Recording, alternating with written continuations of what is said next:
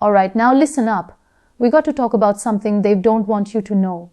Something they've been hiding behind press conferences, diplomatic smiles, and big words that don't mean squat on the streets. It's called sanctions.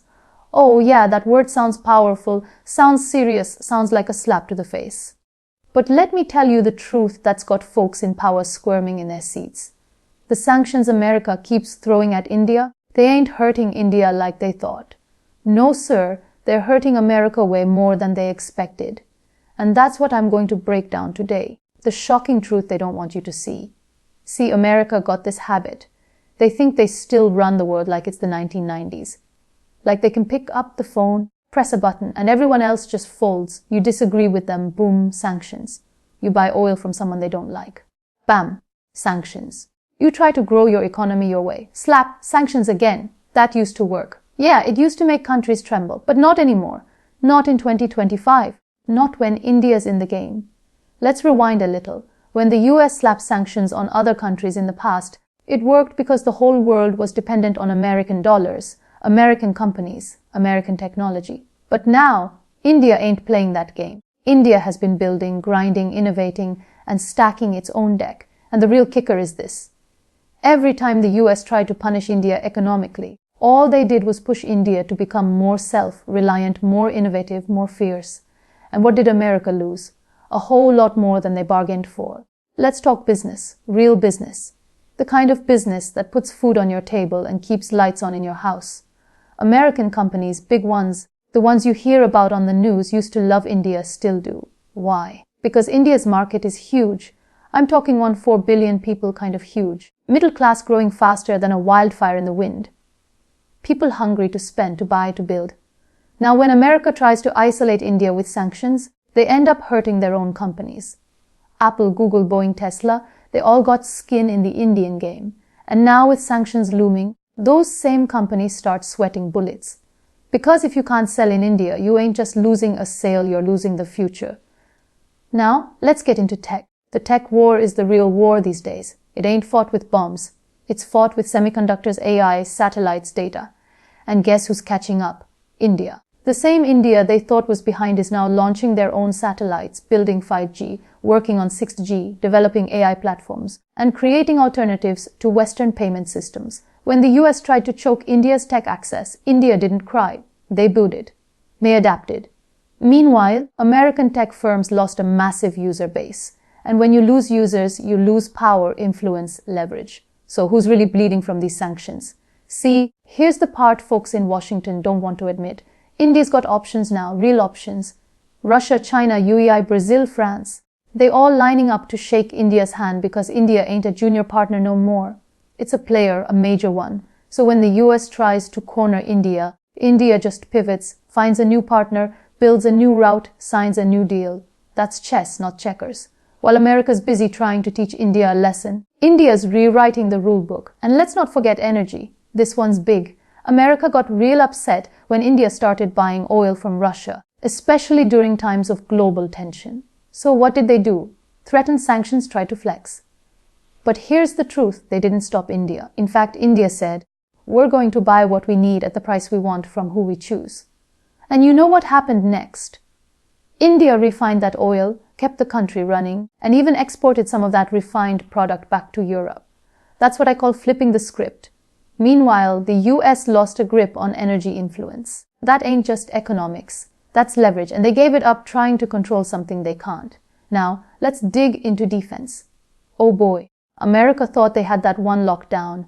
India used to buy billions in weapons and tech from them. But now, India's building its own indigenous missiles, fighter jets, drones, you name it. The sanctions forced India to invest in itself. And now the US defense companies are biting their nails because they're not just losing a customer. They're watching a competitor rise. A competitor that's building better, cheaper, and faster. That's like handing your opponent your playbook, then acting surprised when they beat you at your own game. And here's the cold truth. When you play dirty with a country that's smart, hardworking, and proud like India, you don't weaken them, you wake them up. India's youth got inspired. The engineers, the coders, the scientists, they didn't pack up and leave. They stayed and built. Sanctions didn't bring fear. They brought fire and America. They lit the match and now they're watching the blaze grow on the other side of the world. And it's out of their control. Let me tell you something else. Every time the USS tries to isolate India, they isolate themselves because the world is watching, Africa is watching, Latin America is watching, Southeast Asia is watching, and they're all thinking if America can try this with India, they can do it to us too. So what do? They move closer to India, they diversify, they start building a new world order. Not one controlled by one nation, but one where power is balanced. That's how you lose global leadership. Not with a bang, but with a bad decision repeated too many times. Trade routes, investment deals, diplomatic trust. It all starts to shift. And every time it shifts away from America, it takes jobs, money, and influence with it. So when the headlines say US sanctions India, don't believe the hype. Read between the lines because the real story is this. America is slowly losing the very leverage it once bragged about. And India is not just surviving. India is thriving. You want to know how you really measure if sanctions are working? Look at the numbers. Look at the facts. Look at who's growing and who's struggling. India's economy is booming. Manufacturing's on fire. Exports are up. Stock market's flying. New unicorns every month. Meanwhile, US companies are pleading for exemptions, losing contracts, and seeing competitors take their place. That ain't strength. That's slipping. And let's not even get started on currency. The dollar used to be untouchable. But now India is trading in rupees with other countries, signing deals in their own currency, creating their own systems. They're saying, we don't need your money to grow. And if more countries follow India's lead, the US dollar's dominance is going to face the biggest challenge it's ever seen. And that's not a threat. It's a reality they created all by themselves. See, the thing about power, it's not about how loud you shout. It's about how many people still want to stand beside you when things get tough. America's sanctions are turning friends into strangers, allies into competitors, and India. India is making new friends every day, hosting world leaders, signing massive trade pacts, playing peacemaker, building influence not through fear, but through respect. That's how real power works. And you know the wildest part? India ain't even bragging.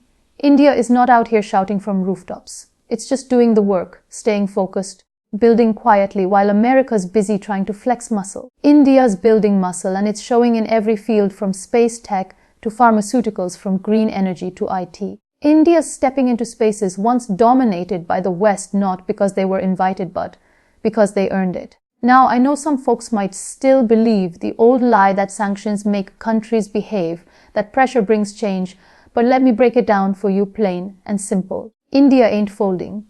India ain't begging. India is adapting, evolving, winning. And every sanction just adds fuel to that fire. Because when you try to bury a nation with history, culture, talent, and pride as deep as India's, you're not planting defeat, you're planting a revolution. So, if anyone out there still thinks the US can bully its way through the 21st century with the same tactics they used in the past, they better wake up. This ain't the same world, and India ain't the same country. This is a new game with new rules and new champions. And the more America tries to push India down, the higher India rises. That's the shocking truth. That's the untold story. Sanctions were supposed to be a weapon. But guess what? India turned them into motivation, into innovation, into momentum. And America's left holding the handle of a weapon that's no longer working, wondering why their grip on global leadership is slipping. That's how you lose power. Slowly, quietly, and by underestimating the one country that refused to back down. Every sanction on India accelerates the decline of US global dominance. That's the truth nobody wants to say out loud in the big rooms where power suits sip lads and think the world still revolves around them. See, sanctions used to be the big stick, the one move that would make countries tremble, rethink their decisions, fall in line. But not anymore. Especially not when the stick is being swung at a giant that doesn't just stand tall. It grows taller with every hit. India ain't folding under pressure. India ain't scared. What it's doing is flipping every sanction into a stepping stone. And every time that happens, America loses just a little bit more of its grip on the world. Let me break it down for you real slow, real clear. The United States built its global dominance on control. Control over money, control over technology, control over defense, control over narratives. For decades, they were the gatekeepers. You wanted access to the world economy, you had to go through them. You wanted top-tier weapons, software, satellites. You had to knock on their door, You wanted legitimacy. America had to stamp the paper. But then along came India. Quiet, focused, patient, and proud. And the moment the US tried to flex with sanctions, thinking India would crawl or cry or compromise, something else happened. India stood up. Every sanction became a mirror showing America how much the world had changed. Every sanction revealed just how much power had shifted without Washington realizing it. See, when you push a nation like India, a nation with 1.4 billion people of $5 in your old civilization, a rapidly growing economy, and a youthful, tech-savvy population, you don't weaken it, you sharpen it. You give it a reason to build what it once borrowed. You give it fire. And now the US is seeing the consequences of that miscalculation. Because every time India finds a way around a sanction, a workaround, an alternative path, it sets an example for the rest of the world. It says, hey, you don't need to play their game. Build your own board. The financial dominance America once enjoyed is eroding. That mighty dollar, the one that backed global trade like a sacred currency. India is trading in rupees now with Russia, with the Middle East, with Southeast Asia. And every deal that happens outside of the dollar weakens its hold. That's not just about money. It's about control. It's about influence. And once that starts to crack, it don't take much to watch the whole system shake. You think those sanctions are just affecting India? No, they're shaking confidence in the US financial system. Countries are watching and they're saying, if America can sanction India for making its own decisions, what will they do to us? That fear doesn't bring countries closer to America. It drives them away. So guess what they do? They start cutting deals with India, with brilliance, with China, with whoever ain't holding a club over their heads. And just like that, American leadership starts slipping not from a fight, but from rejection. Now let's talk about tech. Oh, the United States thought they had the digital keys to the kingdom. And for a long time they did. Google, Microsoft, Apple, Amazon giants that touched every corner of the globe. And when they thought they could sanction India into submission, what did India do? It built. Indian engineers, coders, scientists, they didn't back down. They stepped up, created their own chips, their own platforms, their own solutions. And every new innovation that replaces an American product chips away at that digital empire. You see, the moment a nation like India becomes self-reliant, America's monopoly ends. And not only that, Indian solutions are now going global. Countries in Africa, Southeast Asia, South America, they're buying Indian software, Indian satellites, Indian defense systems, because they know they won't get slapped with sanctions for using them. Because India doesn't play the bully, it plays the partner, and that's dangerous for America's dominance. Not because India is hostile, but because India is trusted. That trust is powerful. It can't be bought. And America, through its own aggressive tactics, is losing it. Every time the US imposes a sanction, it has to ask its allies to go along. But guess what's happening now? The allies are getting tired. Tired of being dragged into economic battles that don't benefit them. Tired of watching America make decisions unilaterally and expect everyone to follow blindly. Countries like France, Germany, Brazil, they're starting to say, hold up, we want our own relationships with India. We're not cutting ties over your political chess games. And that right there, that's how alliances weaken. That's how coalitions crumble. Not with a big announcement, but with little defiance, one country at a time. And every one of those defiant moves shifts power away from the US. Then there's defense. See, America thought it had India on a leash when it came to weapons and military tech, but sanctions forced India to double down on its own defense industry. And what we're seeing now is a monster rising. An Indian defense sector that can design, build, and export missiles, drones, tanks, and jets. And now other nations are lining up to buy from India instead of the US. Why? Because it's cheaper. Because it's reliable. Because they don't have to worry about sanctions or restrictions. And every Indian-made weapon sold replaces an American one. That's lost revenue. That's lost influence. That's lost ground. And let's be real about what's happening culturally too. American soft power was once unbeatable. Hollywood, media, entertainment, education. But India is now telling its own stories, creating its own movies, music, tech platforms. Students are staying back. Startups are staying local. The brain drain is slowing, and the brain gain is kicking in. All of this means less dependency, less influence, less reach for the US. Every sanction makes India double down on building homegrown strength. And every ounce of that strength takes away from America's global projection. What Washington doesn't seem to grasp is that the world ain't unipolar anymore. It's multipolar. And in this new world, you can't just pull strings and expect everyone to dance. India is showing the world that you can say no to the United States and still grow. You can push back and still thrive. That's a revolutionary idea. And revolutions don't stay quiet. They spread. So the more America tries to punish India, the more India becomes a symbol of resistance, of strength, of independence. And that shakes the very foundation of US-led global order. You want more proof. Look at global events. India hosts summits now that matter. It leads initiatives. It's brokering peace deals, pushing climate agendas, building coalitions. That's not just a regional power. That's a global leader. And America, while busy sanctioning and scolding, is losing the room, losing the moment, losing the future. Because dominance doesn't just come from wealth and weapons. It comes from influence, from who the world listens to.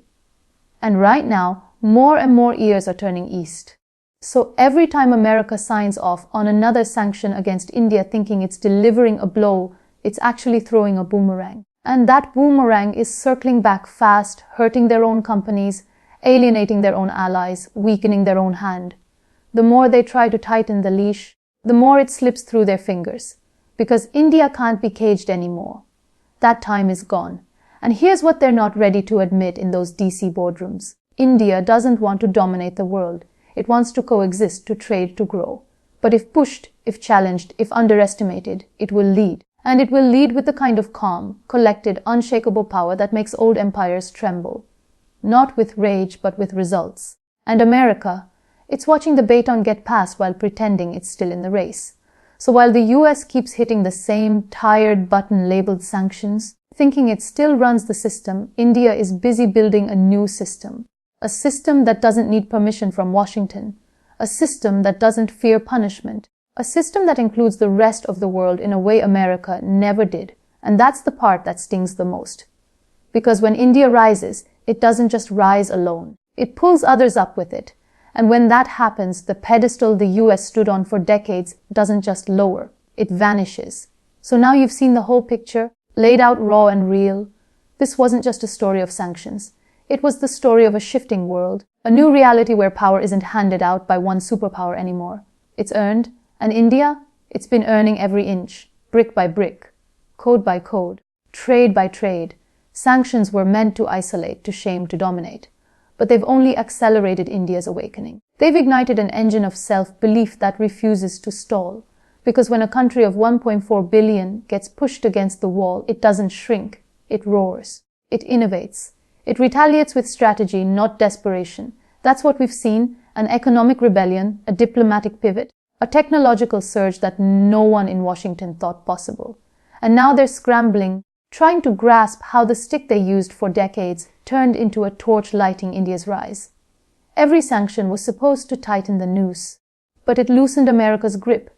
It showed the rest of the world that there is another path, another model of growth, pride, and independence that doesn't need to bow to the old global referee. Sanction after sanction, instead of cornering India, has expanded its reach. While America clung to old models of control, India opened new corridors of cooperation. It diversified energy supplies, signed defense deals beyond the West, built tech ecosystems immune to pressure, and crafted its own narrative.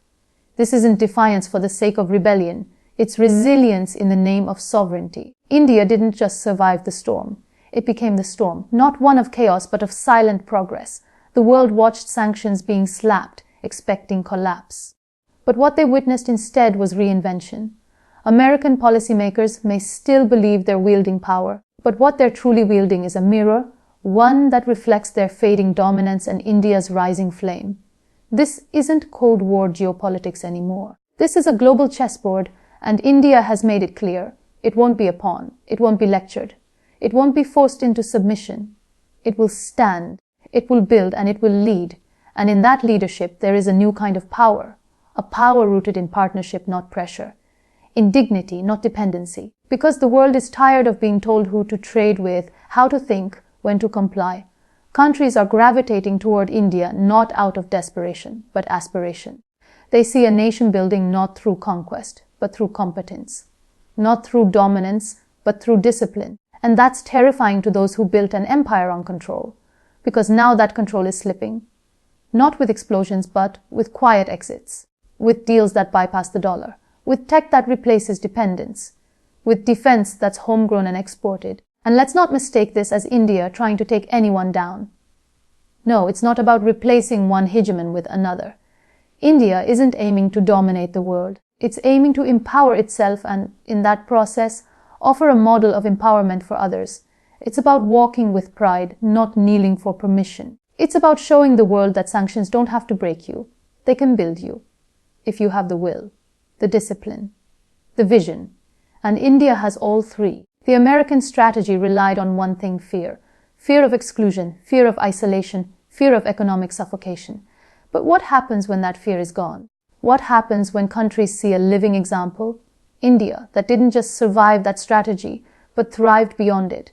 That's when the old system crumbles. That's when the walls start to fall. That's when the world begins to listen to a new voice.